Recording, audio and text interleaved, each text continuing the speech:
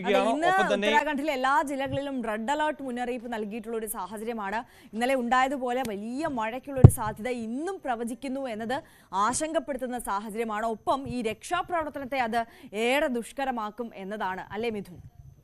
തീർച്ചയായും അത് തന്നെയാണ്. കാരണം വീണ്ടും ഈ ഒരു പ്രളയ സാധ്യത മുന്നറിയിപ്പ് കൂടി നൽകുന്നുണ്ട്.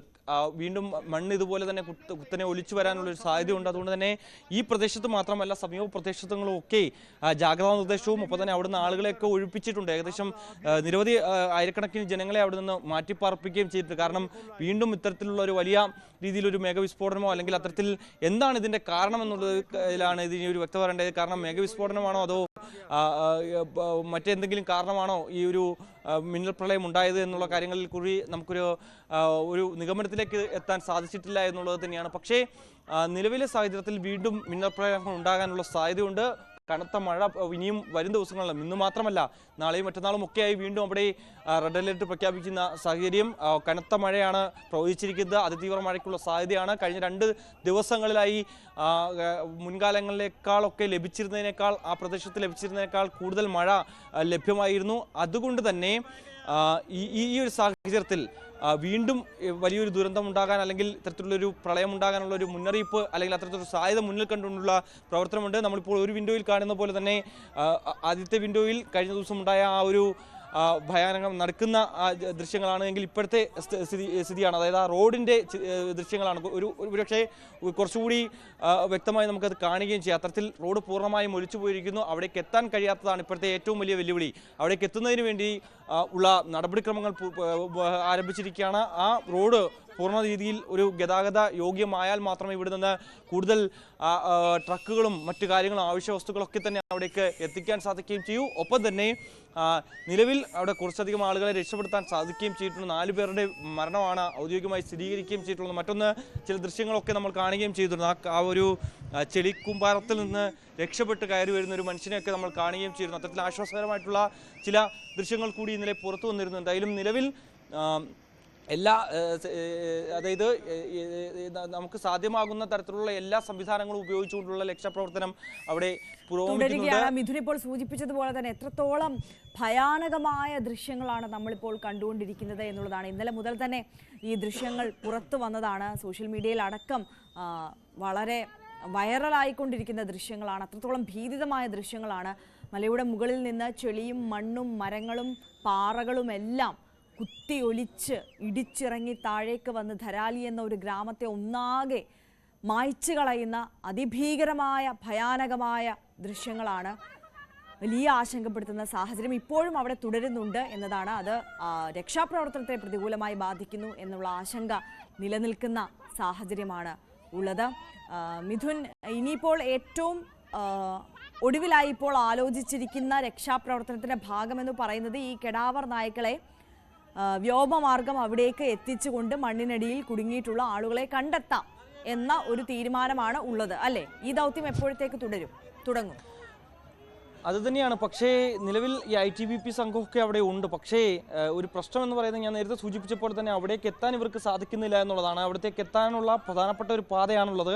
ആ പാത പൂർണ്ണമായും ജലം വിഴുങ്ങി എന്നുള്ളതാണ്. അതുകൊണ്ട് തന്നെ അവിടേക്ക് എത്താനുള്ള ചില കാലതാമസമുണ്ട്. അത്ര കൂടുതൽ സമയമെടുക്കുന്നുണ്ട്. കൂടുതൽ ചെളി നടന്നു പോകുക എന്ന് പറയുന്നത് അത്രത്തോളം സാധ്യമായ സംഭവമല്ല. അതുകൊണ്ട് തന്നെ എപ്പോൾ അവർക്ക് അവിടേക്ക് എത്താൻ സാധിക്കും അല്ലെങ്കിൽ അടുത്ത നടപടിയിലേക്ക് കടക്കാൻ സാധിക്കും എന്നുള്ളതാണ്. മറ്റൊന്ന് വെല്ലുവിളിയായിരിക്കുന്നത് മഴയാണ്. ഇടവിട്ട് അവിടെ മഴ പെയ്യുകയാണ്, തോരാ മഴയാണ്. അതുകൊണ്ട് തന്നെ അത് വലിയ രീതിയിൽ രക്ഷാദൗത്യത്തെ ബാധിക്കുന്നുണ്ട് എന്നുള്ളതാണ് മറ്റൊരു ആശങ്കപ്പെടുത്തുന്ന സാഹചര്യം.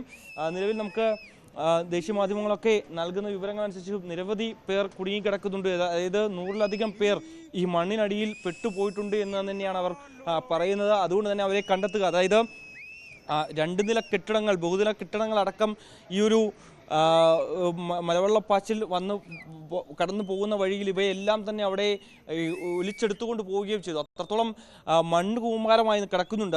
അതുകൊണ്ട് തന്നെ അവിടേക്ക് ഹിറ്റാച്ചികൾ, മറ്റ് ക്രെയിൻ സംവിധാനങ്ങൾ അത് ഉൾപ്പെടെയുള്ള സംവിധാനങ്ങൾ അവിടേക്ക് എത്തിക്കേണ്ടതായിട്ടുണ്ട്. കാരണം അവയൊക്കെ ഉപയോഗിച്ച് മാത്രമേ ഈ മണ്ണ് മാറ്റുക എന്നുള്ളതാണ്. കാരണം ഇത്ര മീറ്ററിൽ താഴേക്ക് ഈ പറയുന്ന കിണർ നായകളൊക്കെ ഉപയോഗിച്ചുകൊണ്ടുള്ള ഒരു പരിശോധന അത് സാധ്യമല്ല എന്നുള്ളതാണ്. അതുകൊണ്ട് തന്നെ ആദ്യം മണ്ണ് നീക്കുക, അവിടെ നിന്ന് ഈ കെട്ടിട അവശിഷ്ടങ്ങൾ മാറ്റുക. പല കെട്ടിടങ്ങളും പൂർണ്ണമായും തകർന്നു പോയത്. അതായത് ഒരു ഗ്രാമത്തിൽ ഉണ്ടായിരുന്ന അതിൻ്റെ നേരത്തെ ഒരു ചിത്രങ്ങളൊക്കെ നമുക്ക് കണ്ടു കഴിഞ്ഞാൽ അത്രത്തോളം മനോഹരമായിട്ടുള്ള ഒരു പ്രദേശമായിരുന്നു. അവിടെ ആണ് ഈ ഒരു വർഷം മുഴുവൻ ഇങ്ങനെ വെള്ളം വന്ന് കല്ലും മണ്ണും മരവും ഒക്കെ ഒഴുകിയെത്തി ഒലിച്ചുകൊണ്ട് പോവുകയും ചെയ്തിരിക്കുന്നത്. അതുകൊണ്ട് തന്നെ അവിടെ എത്രത്തോളം ആളുകൾ ഉണ്ടായിരുന്നു എന്നുള്ളതിൽ ഒരു വ്യക്തത വരണം.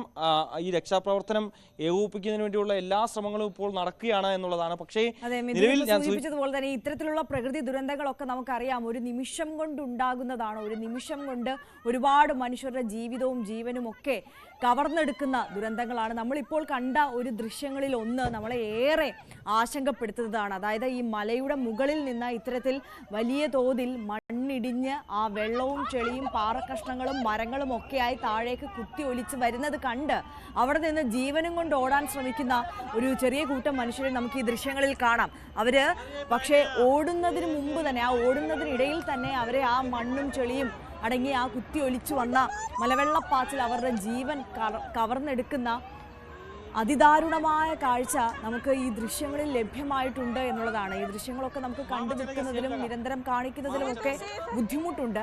പക്ഷേ അതിനപ്പുറം ഇതാണ് അവിടെ ഉണ്ടായിട്ടുള്ള യാഥാർത്ഥ്യം എന്നതാണ് സാഹചര്യം. അത്രത്തോളം ഭയാനകമായ വലിയൊരു ദുരന്തമാണ് സംഭവിച്ചിരിക്കുന്നത് എന്നുള്ളതാണ്. ഒരു ഗ്രാമം ഒന്നാകെ ഈ ദുരന്തത്തിൽ അകപ്പെട്ടു എന്ന സാഹചര്യം. അപ്പോൾ എത്രത്തോളം ആളുകൾ ഇനിയും കുടുങ്ങിക്കിടക്കുന്നുണ്ട്, ഈ അപകടത്തിൽ പെട്ടിട്ടുണ്ട് എന്നുള്ള വലിയ ആശങ്ക നിലനിൽക്കുകയാണ്. അത് മറ്റ് സംസ്ഥാനങ്ങളിൽ നിന്നുള്ള ആളുകളും സഞ്ചാരികളും ഒക്കെ ഉൾപ്പെട്ടിട്ടുണ്ടോ എന്നുള്ള ആശങ്ക ഇപ്പോഴും തുടരുകയാണ്. ഇനി അപകടത്തിൽ പെട്ടിട്ടില്ല എന്നുണ്ടെങ്കിൽ പോലും ഈ റോഡ് ഒക്കെ പൂർണ്ണമായും തകർത്ത ഒരു സാഹചര്യത്തിൽ അവർ ഇത്തരത്തിൽ ഒറ്റപ്പെട്ടു പോയൊരു സാഹചര്യമാണ് ആ പ്രദേശം ഒന്നാകെ. അപ്പോൾ ഈ കുടുങ്ങിക്കിടക്കുകയാണ്. മറ്റ് കമ്മ്യൂണിക്കേഷൻ മാർഗങ്ങളൊന്നും ഇല്ലാതെ അവർ ഉണ്ടായിരുന്ന ഹോട്ടലുകളിലോ ഹോം സ്റ്റേകളിലോ തുടരുകയാണോ എന്നുള്ള ആശങ്ക കൂടിയുണ്ട്.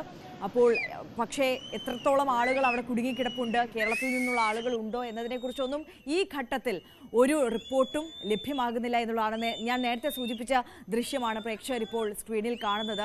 ആ മലവെള്ളപ്പാച്ചിൽ കുത്തി ഒലിച്ചു വരുന്നത് കണ്ട് ജീവനും കൊണ്ട് ഓടാൻ ശ്രമിക്കുകയാണ് ആ ഗ്രാമത്തിലുള്ള ഒരു കൂട്ടം മനുഷ്യർ. പക്ഷേ അതിനു മുമ്പ് തന്നെ ആ ഒരു വലിയ ദുരന്തം അവരെയൊക്കെ കവർന്നെടുക്കുന്ന അതിഭയാനകമായ കാഴ്ച നമുക്ക് കാണേണ്ടി വന്നിരിക്കുകയാണ്.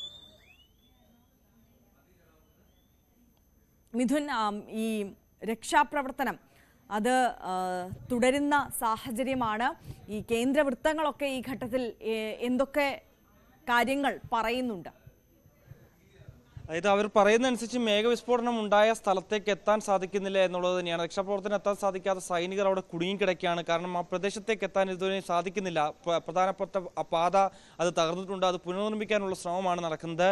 കാരണം അതിനുവേണ്ടിയുള്ള ശ്രമങ്ങൾ നേരത്തെ തന്നെ ആരംഭിക്കുകയും ചെയ്തിരുന്നു. പക്ഷേ അത് ദൗത്യത്തിന് ദുഷ്കരമാകുന്നത് ഇടവിട്ടുള്ള മഴ തന്നെയാണ്. മറ്റൊന്ന്, ഈ നേരത്തെ നമ്മൾ കണ്ട ആ ഒരു ഉള്ളിലേക്കുന്ന ദൃശ്യങ്ങൾ, ആളുകൾ ഇങ്ങനെ പ്രാണൻ കൈവച്ചുകൊണ്ട് ഓടുന്നത്, അതായത് ഇരച്ചെത്തുന്ന ശബ്ദവും ഈ വിദൂരത്ത് നിൽക്കുന്ന ഇത്തരത്തിലുള്ള ആളുകളുടെ നിലവിളിയും മാത്രമായിരുന്നു ആ ദൃശ്യങ്ങൾ നമുക്ക് കാണാൻ സാധിച്ചത്. കാരണം ഈ കെട്ടിടങ്ങൾക്ക് പുറത്തിറങ്ങിയ ആളുകൾ ഈ പ്രാണനും കൊണ്ട് ഇങ്ങനെ ഓടുകയായിരുന്നു. പല വഴിക്ക് ഓടുന്നത് കാണാമായിരുന്നു. ചിലർക്ക് എന്താണ് സംഭവിക്കുന്നതെന്ന് മനസ്സിലാക്കാൻ പോലും സമയം പോലും കിട്ടിയില്ല എന്നുള്ളതാണ്. അപ്പോഴേക്കും ഈ കൂറ്റൻ കെട്ടിടങ്ങൾ തകർത്തി പ്രളയജലം പാഞ്ഞെത്തിയിരുന്നു. ഈ ഓടി രക്ഷപ്പെടുന്നതിന്റെ ഇടെ ഈ കലങ്ങി മറിഞ്ഞെത്തിയ ഈ വെള്ളത്തിലും തകർന്ന കെട്ടിടത്തിനും അടിയിൽ ആളുകൾ ഇങ്ങനെ കുടുങ്ങുന്നത് നമുക്ക് അതിൽ കാണുകയും ചെയ്യും. അത്രത്തോളം ഭയാനകരമായിട്ടുള്ള വിഷ്വൽസ് തന്നെയാണ് അവിടുന്ന് ഇന്നലെ പുറത്തു വന്നത്.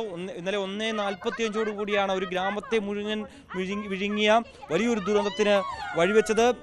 എന്താണെന്ന് സംഭവിക്കുന്നതെന്ന് അറിയുന്നതിന് മുമ്പ് തന്നെ ഒരു ഗ്രാമത്തെ മുഴുവൻ പ്രളയജലം എത്തി ഒലിച്ചുകൊണ്ട് പോയിരിക്കുന്ന ഒരു സാഹചര്യം. എന്തായാലും നിലവിൽ ചില പ്രദേശങ്ങൾ കൂടി ജാഗ്രതാ നിർദ്ദേശവും ഒപ്പം തന്നെ അവിടേക്ക് പോകരുത് എന്നുള്ള കർശന നിർദ്ദേശം കൂടി ഇപ്പോൾ കേന്ദ്രം നൽകുന്നുണ്ട്. അതായത് ഉത്തരകാശിയിലെ ധരാലി ഒപ്പം തന്നെ ഹർസിൽ എന്നിവിടങ്ങളിൽ രക്ഷാപ്രവർത്തനം ഇപ്പോഴും തുടരുകയാണ്. അതുകൊണ്ട് തന്നെ മിന്നൽ പ്രളയം കാരണമുണ്ടായ നാശനഷ്ടങ്ങളും അവയുടെ അവശിഷ്ടങ്ങളും രക്ഷാപ്രവർത്തനത്തിന് വെള്ളിയാകുന്നുണ്ട്. ഈ പ്രദേശത്തേക്ക് പോകരുത്. മറ്റൊന്ന്, ചാർധാം റൂട്ടിലേക്കാണ് ഗംഗോത്രി, യമുനോത്രി, കേദാർനാഥ്, ബദ്രിനാഥ് എന്നിവിടങ്ങളിൽ മഴയെ തുടർന്ന് മണ്ണിടിച്ചിലും വെള്ളപ്പൊക്കവും പതിവായി ഇപ്പോൾ റിപ്പോർട്ട് ചെയ്യുകയാണ്. അതുകൊണ്ട് തന്നെ തീർത്ഥാടകർ യാത്ര മാറ്റിവെക്കാനാണ് അധികൃതർ നിർദ്ദേശിക്കുന്നത്. മറ്റൊന്ന്, അമർനാഥ് യാത്ര